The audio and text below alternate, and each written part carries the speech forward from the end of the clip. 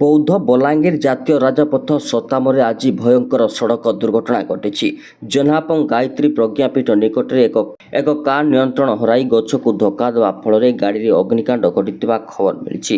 ସୂଚନା ଅନୁଯାୟୀ କାର୍ର ପଛ ଡାହାଣ ଚକ ହଠାତ୍ ଫାଟିଯାଇଥିବାରୁ ଚାଳକ ଭାରସାମ୍ୟ ହରାଇଥିଲେ।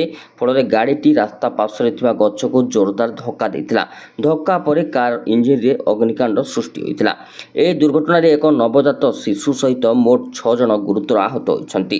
ଆହତମାନଙ୍କ ମଧ୍ୟରେ ଆଚାର୍ଯ୍ୟ ପରିବାରର ସଦସ୍ୟ ଓ ଡ୍ରାଇଭର ପ୍ରଭୁଦତ୍ତ ସିଂ ଅଛନ୍ତି ଏବଂ ଖବର ପାଇ ଘଟଣାସ୍ଥଳରେ ସ୍ଥାନୀୟ ଲୋକ ଏବଂ ଅଗ୍ନିଶମ ବାହିନୀ ପହଞ୍ଚି ତାଙ୍କୁ ଉଦ୍ଧାର କରି ଡାକ୍ତରଖାନାକୁ ପଠାଇଥିଲେ ଏବଂ ପରବର୍ତ୍ତୀ ସମୟରେ ବୌଦ୍ଧ ଥାନା ତଥା ଜହ୍ନାପଂ ଫାଣ୍ଡି ପୋଲିସ ପହଞ୍ଚି ତଦନ୍ତ ଆରମ୍ଭ କରିଛି।